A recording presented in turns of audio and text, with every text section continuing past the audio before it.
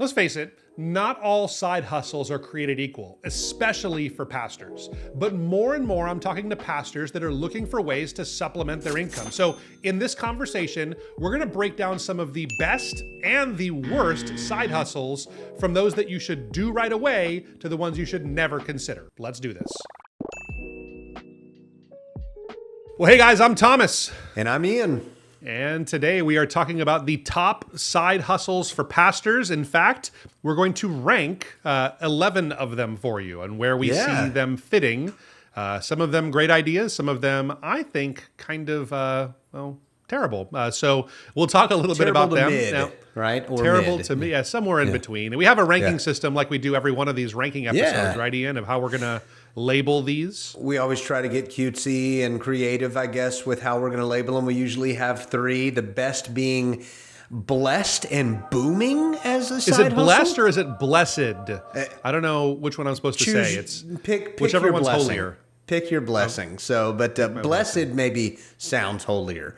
So definitely. Blessed and booming. Or is it just a Sunday supplement, which could be just, good, I guess, not great. Or if it's bad, we're going to say it's really a holy hustle headache.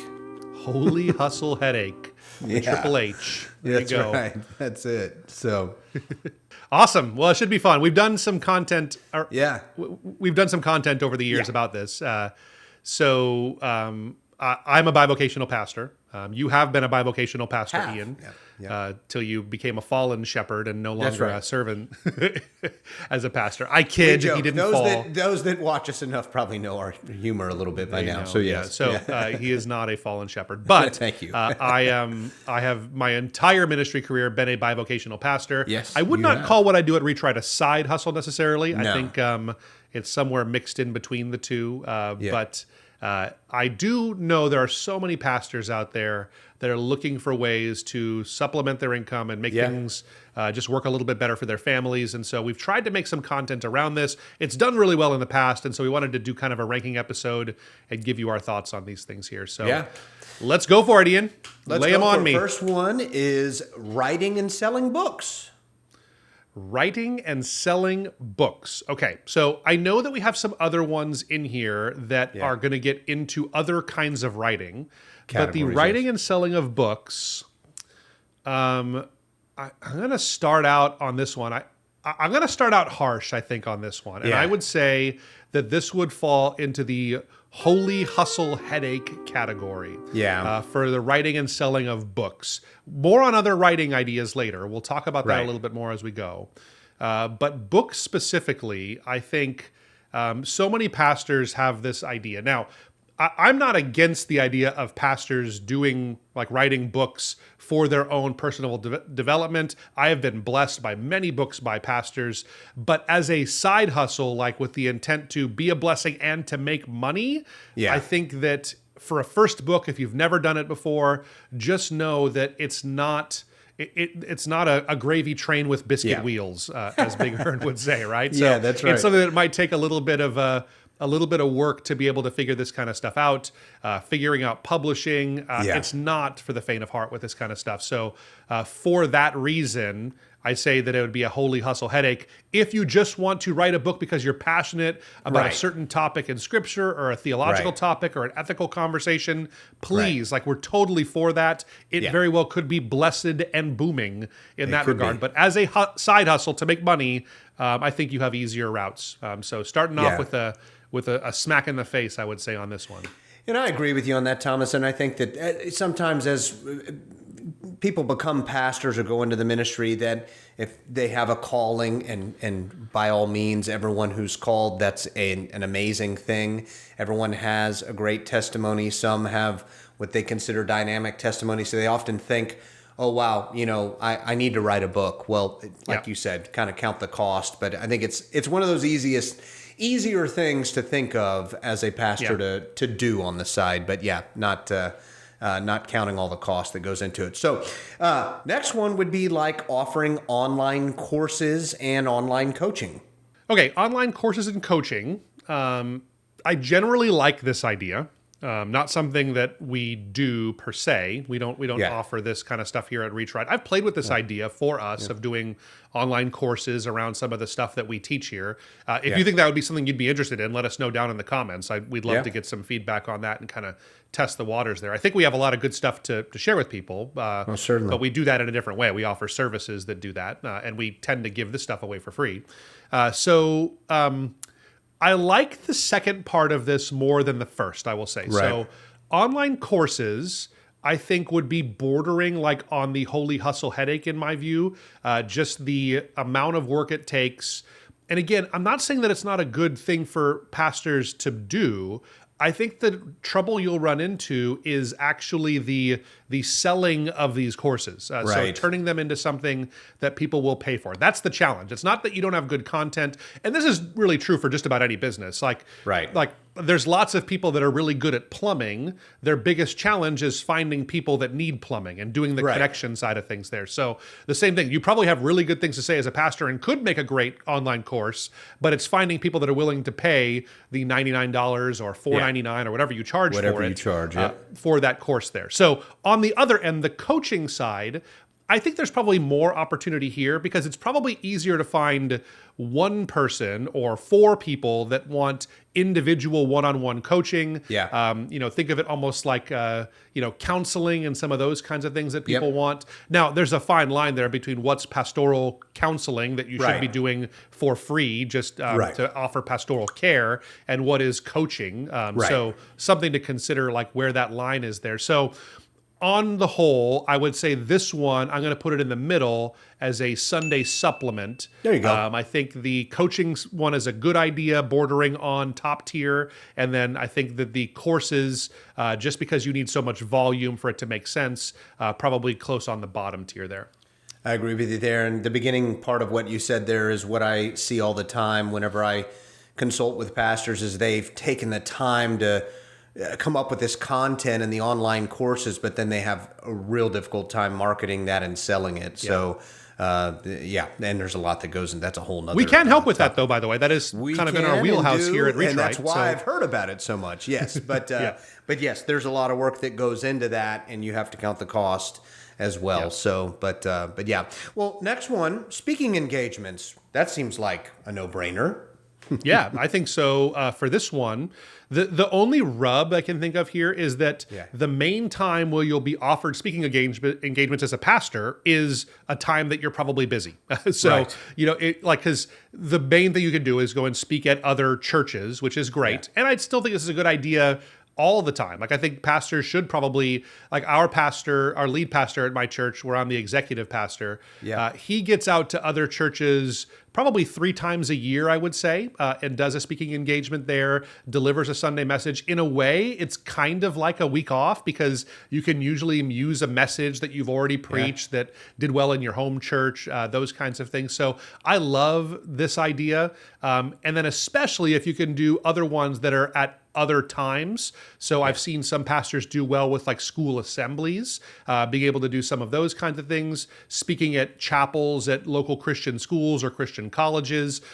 There's lots of different opportunities where you can do these kinds of things, but you're probably uniquely suited to do it. Very few people have to go up and give 30-minute speeches once a week. So you probably have more training than the vast majority of your community. So I think in most cases, pastors are great at this. So I'd put this one into the blessed and booming. That's where I put this one here. All right, there you go. So, well, good. Next one, blogging or podcasting. We're doing a podcast. We are. And it may surprise people to know that I think that podcast. See, this is another one that's kind of split. Yeah. So I'm going to separate these two out. We're going to make it. We're going to do 12 side hustles. We'll talk about here. So, all right, podcasting. I put podcasting squarely into the holy hustle headache category.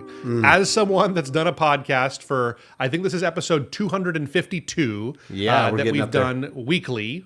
So 5 years worth is what we're at basically at this point of weekly podcasts that we've been doing. I think that this is not something that if you're looking for a side hustle to make money in the next year or few years that you should be doing podcasting. Now, there's, I'm sure, some outlier stories of people that set up a podcast and tens of thousands of people listened and sponsor offers came. They were already some big evangelist or something like that. Sure. So I'm talking to a pastor that needs to consider side hustles to help make ends meet and supplement income there, basically. So for you, I just don't think the earning potential is there for podcasting in that realm. So that's in that one. On the blogging side, there's two ways to approach blogging. So if you're thinking of writing your own blog, just like writing a blog that you start there, holy hustle headache. Like that's going to be the same issue as podcasting, is that the payoff on that and the time it takes to get there is not going to make sense for the average pastor. Am I for blogging as a pastor? Am I for doing podcasts? Yes. I love you sharing your stories, but not as a side hustle. Don't think of it that way. So we do this. I'll reveal to people, like, our podcast by itself. Let's just kind of let people know on this. We have a business at Reach, right? We help churches and nonprofits do marketing, right? That's what we do here. So that's where our money comes from. We do make a little smidgen of money from all of our YouTube videos. Part of that is our podcast. The vast majority are other long form videos and that kind of content we make there. So do you know how much money we make monthly, Ian, from our YouTube channel and the podcast and stuff that goes on there? $20? Am I in the ballpark? No, it's better than that. It's better than $20. But 250 episodes in, with all the editing and all that stuff that goes in, plus probably 200. I think we just posted our 1,000th video on YouTube. Okay. It's about $350 a month. That's where we are right now. Okay. 5 years in. So 5 years in, a lot of work. Right. Yeah. And that we just got to this. I think if you looked at us a year ago, it would have been like $60 a month or something like that. Yeah. So your time spent on this you're much better off, selling oranges on the side of the street than you are doing something like this. Yeah. So when it comes to actual money that you can make for a typical person trying to do this. Now, the one exception, that's I think for podcasting and for blogging, the exception to this is blogging for somebody else. And by that, I would call this actually, this kind of gets into the next one. So maybe we'll go into number 5. This is freelance writing is what that is. Yep. Yeah. The next one is freelance writing. And for this one, I think I don't think it's at a place right now where it is a blessed and booming. I don't think it's quite there, but I might put it at a good, solid Sunday supplement. I know this because we hire people that do freelance writing for us here at ReachWrite. So, and typically our path to employment in our marketing team here at ReachWrite is they start as freelance writers. They do such a good job with that they come on staff as a member of our team here doing some area, and they become employees. But freelance writers, specifically for blogging, but also we have writers that are now on our staff, but they help us with creating some of these podcast outlines. They go and turn these podcasts into other blog posts and help us with lots of our different content. So we know, because we employ multiple freelance writers here at ReachWrite, and I see a lot of pastors that are actually really great writers making side hustles out of this here. So is there enough volume that it's just kind of a no-brainer? I don't think so, but it is pretty good. I think kind of give you some idea as far as how much you could make doing that. Usually with freelance writing, it's done by the word. So it depends on the kind of content you're making. If it's really like tight copywriting that's really sales, like really optimized, you might charge a certain amount. But general freelance writing or entry level, it would usually be like blog writing. And with AI tools and things now, it's got down to around 5 cents a word is probably on average. So a 2,000 word blog post, that kind of what you'd be looking at there is somewhere around $100 is what the compensation would be on something like that. So you can make decent money. It is a lot of work. It is a grind doing, regular 2,000 word blog posts and things, but I think it is something that's a pretty good side hustle for people. Yeah, no, it's good. And the next one is a little different, real estate investing. Yeah, so this one, I don't know, real estate investing is not, if someone's really looking for a side hustle to make ends meet, you're probably not a good candidate for real estate investing. I think that are there workshops that'll tell you that you can go buy houses and flip them for no money down? And I'm sure there are. But just as someone who kind of has a lot of side hustles and hobbies, and one of those is finance, personally, I would say real estate investing is probably, for someone that is looking for a side hustle, not a good one to jump into. I think if you're going to make a lot of money in it, it becomes all consuming. It would be hard to pastor a church full time with that. And I just think when we talk about investing, investing implies that you have a chunk of change to invest in these kinds of things. Now, you could use other people's money in those things. I'm sure there's ways around that. And I'm sure someone will let us know in the comments that they've done very well with real estate investing. I'm sure you have. But I think for an easy, quick win kind of a thing, it's not that. So I think it's, you could make a case for a Sunday supplement, but I think it's a holy hustle headache for someone looking for a side hustle. Yeah, that's it. It's good. Yeah, it was definitely a different one there. So church consulting. Yeah, good. Okay, so this one is going to depend pretty heavily on the kind of person that you are. I think that there's some people that are just made for consulting, and they're really just wired for it. They're good at it's usually people that are fantastic networkers, great salespeople, if you will. And they're the ones that are good candidates for this. It's not for everybody. So just because you're a pastor doesn't mean you're good at consulting for churches. So that's kind of a title that we use for you and some of our sales team. I know here sometimes, because we do church marketing consulting is what we do. We do consults with churches on this. We've been in this industry for a long time. I've hired dozens of pastors.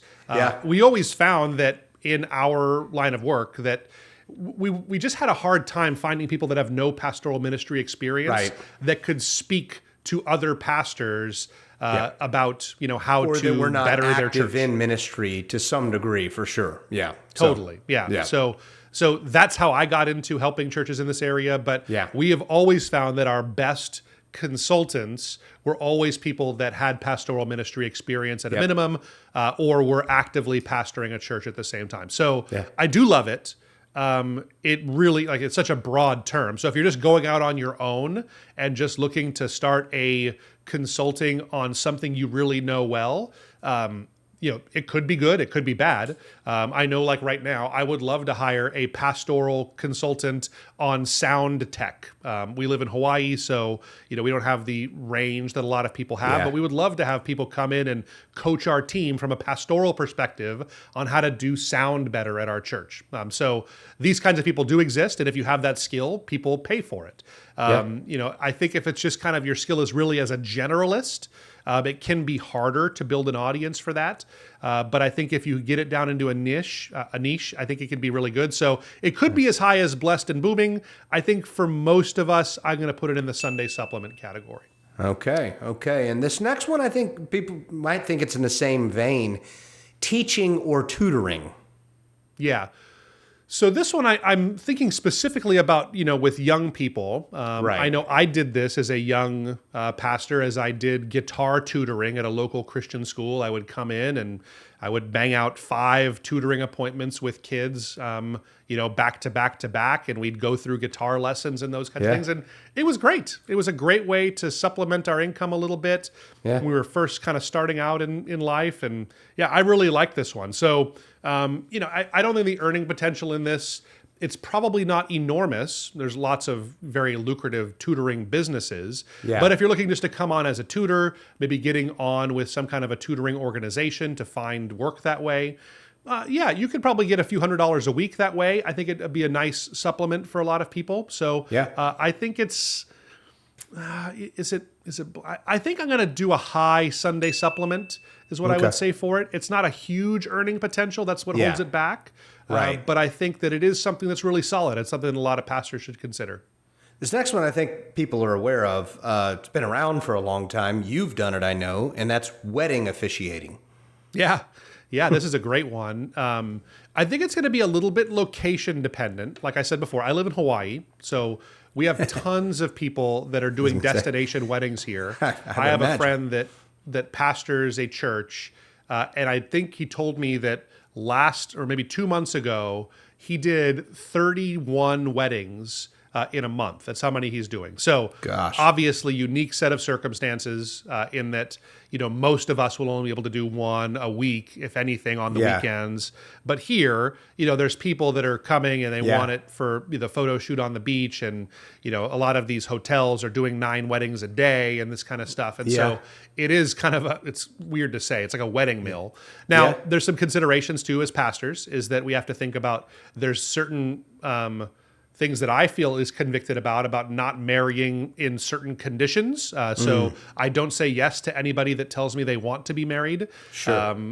There's all kinds of things in scripture about Christians and non-Christians, tying the knot, and I'm generally not for that. So there's some questions that I have to ask, but in the right circumstance, I think this can be lucrative for pastors. I know that kind of when we look at honorarium studies, we did a whole video about that. I'll link to that right up here. You'll see, you can find out more about what you should be giving people for their honorariums and what the averages are. For a wedding, I'd say it's right around $300 is what's typical as an honorarium for a pastor at a wedding. It's going to be really heavily dependent on your region. So if you do a few of those a month, that's a pretty decent supplement, I would say, for a lot of people. So, so I'm going to put this one into the blessed and booming. And I think it's a really good one. Probably my favorite of all of these. There you go. Okay, well, good. And again, I know you've done it a lot. So other one would be, and this is a side hustle, this next one, for a lot of people, but that's like driving for rideshare, delivery services, Uber, all of that stuff. Yeah, so this one is great in that it has peak flexibility. You have nobody setting your schedule but yourself. Right. And you can do it when you have time. I once hopped into a ride share with a guy when we were headed to Chicago, and what he would do every day on his way to work is he would just find someone looking to go into downtown Chicago and pick him up, and he got to go to work and paid for his parking, basically, was his thinking on that. I think that this is really great in that regard. Ultimate flexibility. The challenge here, again, is just how much money you make from it. Right. A lot of times there's just so much expense that is kind of a sneaky expense with this kind of stuff, because you don't really feel it until you are, you don't really feel until you actually do the maintenance on your car or put new tires on there or you're loading up gas and that kind of stuff. That's when it can get costly. So if you have an e-bike and you're in an urban area, I think it'd be really good that way too. If you're just kind of doing bike Uber Eats and that kind of stuff there, that can be great. Do they have that in your area, Ian? They do a bit, yeah. I mean, more in downtown Austin area, not in the suburbs and everything. So I mean, so the expenses are much lower when you're on a bike, so you could probably save some money that way. But so because of the flexibility, I balance that with the kind of middling earning potential. I would say this would be a Sunday supplement. And last and maybe least, I'm prejudging right now. I don't know, you might turn it around for me, but selling handmade or digital products. You don't like peddling soaps and that kind of stuff, Ian, or candles? The first thing I thought of was soap, because we know someone that has goats on their farm and they started making goat soap and it didn't really work out well for them. They couldn't find enough goat soap buyers. Hey, if you're out there and you're selling goat soap from goat's milk specifically, we're all for you, and maybe you are successful. Let us know. Rebuke Ian in the comments if that's right. you, please. That's right. So tough racket, I would say. Depends on what it is, right? When we say digital product or something handmade, what is it? Yes.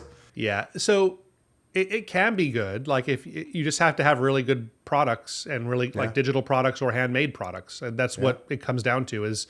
And what it takes, I just know a lot of people that do kind of the farmers market circuits and those kinds of things. I was just thinking of that. And it's not, we have these ideas when we start these businesses that like the product would be so good that it would just go viral, but like it becomes a full-time job to do this kind of stuff here. So, but who am I here? So Ian, you and I started a company that does something that's like a digital product. We sell our stuff online. Oh, yeah, sure. This was a side hustle, so it's been a very lucrative side hustle for us, Right. and that turned into a career, and it's been fantastic.